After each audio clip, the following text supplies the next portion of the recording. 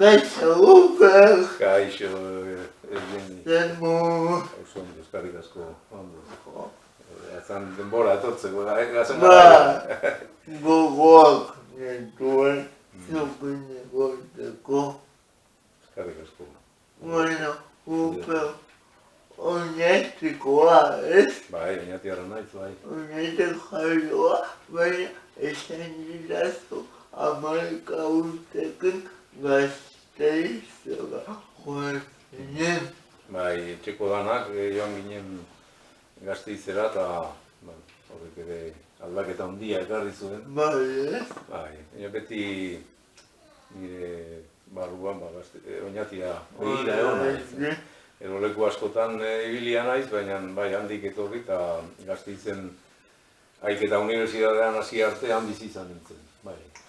Zer ikasi zenuen? Filosofia lehenago, filologia, bai. Bueno, beti ez zeneko upegologika, ja jakinda musikagilea zela, baina nolatan musika mundua. Bueno,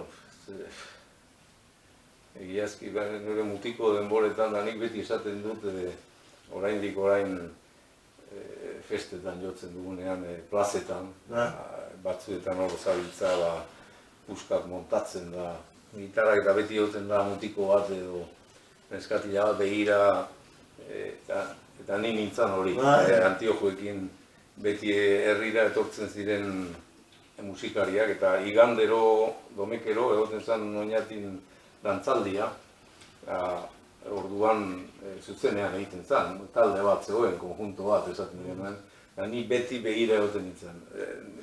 Oroitzen dudanetik eduki dut musikarekin gogo hori. Orduan ez dakit, ez geunekan nondik hasi, baina eta beste gauza batzuk ikasi genituen eta dena, baina ni beti itzultzen nintzen honetara. Eta hortxe, hori da, ez dauka beste esplikaziorik. Nolatan adibidez zain dumenten duzun hori abestia. Batzuetan nire artean ere ezin dut esplikatu. Bai esango dizut, euki nuela sentimendu handi bat hemengo Donostian ospatu zen manifa handi hori egunkaria itxi zutenean. Zen eta etzan lehenengo gauza, dagoeneko aeka sartuta zegoen arazoetan, egin lehenago, eta bazen dudari gabe asmo bat euskal kultura sortutako erakunde txikiak eta esan txikiak hoien aurka egiteko, eta zerbait sentitu nuen egun hartan da hor geratu zitzaidan buruan, eta kantua nik uste dut da batean egin nuela, beti gure gainean planeatzen duen gauza da euskeaz egin nahia eta ezotean privilegio kontu bat eta guzti hori bakizu. Minoriak beti defendatu beharrean edoten gara. Eta kantuak berez hartu zen, gero kantuak zer biltzen duen, hori jendeak ematen dio. Ez dizuzuk ematen, zuk eman diozu kantatu duzunean, hasi garenean, eta entzuten duenak biltzen du kantua, ala ez, eta hola da. Ni kantu horretak bai sentitu nuela ikasketa bat nun balogatu behar duguna daukaguna ez, horregatik esaten du zain maite duzu daukazuna maite ez. Gutxi gora bera zen eta batzuetan, beste alor batzuetan ez bakarrik hizkuntza eta onduan izaten duguna da gutxien ikusten duguna. Hola da mundua, ez?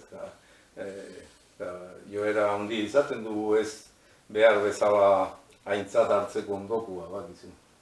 Takit. gutxi gora, hola dira gauza. Oinaiten zer esaten dizute. Bueno, inatin, Ohituta hori da.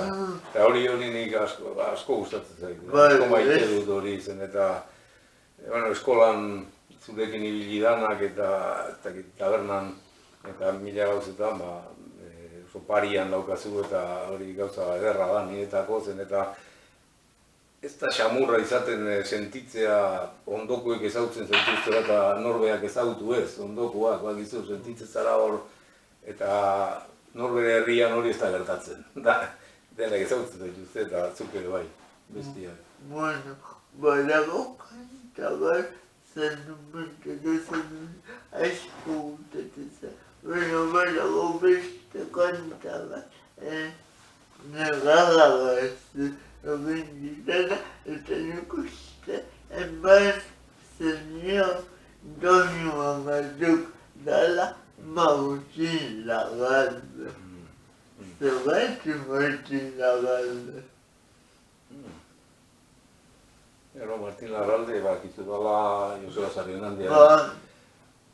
Hori argitatu zen poesia bilduma, izenburua ezin liteke esan, ez dakit nola zaldi bat agertzen da, Jajurena, ezta? Eta nik ua irakurri orduko banekien hor kantu bat zela. Berehala, jakin nuen. Uste dut, nik bezala pentsatuko dutela beste askok ere, sarri den testuak askotan izaten dute ikusgarritasun bat, agertu egiten dira, agertu. Ikustatu egiten duzu, nola gertatzen den poema hori eta bai, baina kantu horrek badu bere alde iluna ere bai, pixkat ikusirik. Eriotza pixka. Bai, eriotza, nola etzan itzuli, eta itzuli ezin danaren tokian jartzen da. Eta gero, personaia ere oso bitxia eta sarri zehatz esaten ditu gauzak. Eta kantan badago esan bat nahi emaztiala zepeltzatu esaten du zegua itxaso zekin bada ez, eta zer ikuspuntu daka horrek zuretzako badauka. Ur handitan sartuko ginateke nire ustez. Bada. Hor lehen aipatu dudan alde iluna kantoren alde gehien erakusten duen esaera da, ez? Bere onera itzultzeko esperantza handirik ez daukanak esandakoa, seguru asko. Eta, guk kantatzen dugu justu horren beste aldea bilatzeko, ez da? Eta, bizitza honetan nola merezi duen gauza txikiak. Baina, askotan esplikatzen dudan bezala da, hori, urrun dauenak eta zoritxarreko denak idatzitako edo esandakoak dira kantortan, bai. Bueno, eta nireak esan behar da, upak ez dakit gogoratuko den, baina ni bai, eta oso nubatzaka behin kanta bat eskaintzen nila. Hori izan zen nun? Andoan, Bai.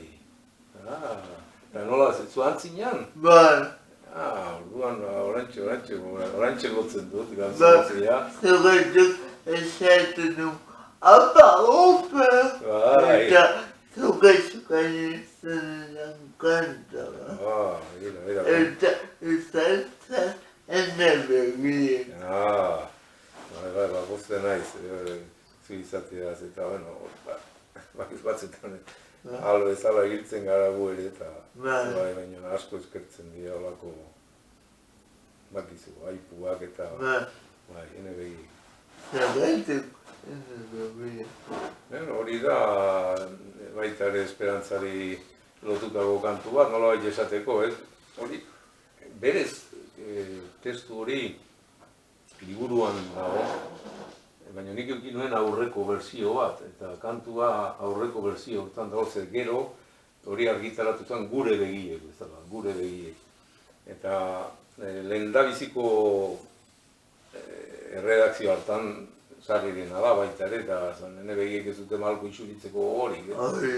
Eta bai, berez gero aldatu zuen gure begiek, emateko bakit seguru asko jartzen gehiago, baina nik mantendu nuen lehendabiziko berzioa, uste dute eguneko gozatzeari buruzko kantu bat, gozatzea edo nunbait bezain ongi bizitzeaz, bezain sakon, bezain ideki bizitzea, bai.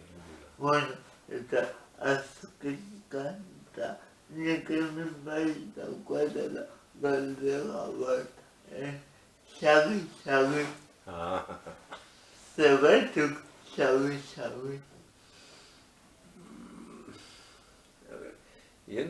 Inok ez zuen espero nik egiterik olako berzio bat, uste dute, jende asko esaten dit, eta horre ez dakit, nik uste hori dela beste horietako kaso bat, azkenean jendiak egiten du kantu bat, jendia zabaltzen du kantu bat, eta horrek izugarrizko bere bidia egin du, naiz sortzez den Ferminek eta egiten zuten erdi bersio bat, aspaldiko kantu batena. Eta garai hartan, kortatukoek eta deitu zidan Ferminek hitz batzuk zuzen, bakizu, euskaraldetik eta orduan ikasten ari ziren, eta izan genuen horreko harreman bat gero kontzertuen batian ere bai, eta kantua ezagutu nuen hasieratik.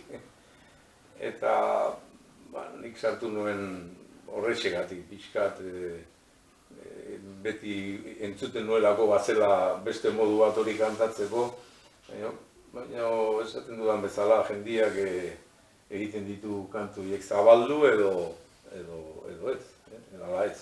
Azken, zer eta musika upabentzat dena, Izisa dena bai. Bakizu nik nahi nuke gehitxoago harakatu musika, gehiago ikasi da hori. Baina badut zeregin handia nire alorrarekin bakarrik kantua da, niretzako kantua da genero bat, bere hortan. Badu musikatik, baina badu baita ere hitzatik eta abotsetik, eta hortan dihardut nik gehiago. Baina niretzako musika da nola atia noizian behin etxetik ateatzen ditu. Eta ate horrek zabaltzen dizkizu beste mila. Vale. Bueno, gauko, mila. Zuri, eta zuretzako zer da musika, barkatu. Niretzat bizitza da musika. Musika jatea bezala, osea, beragozkoa bizitzeko.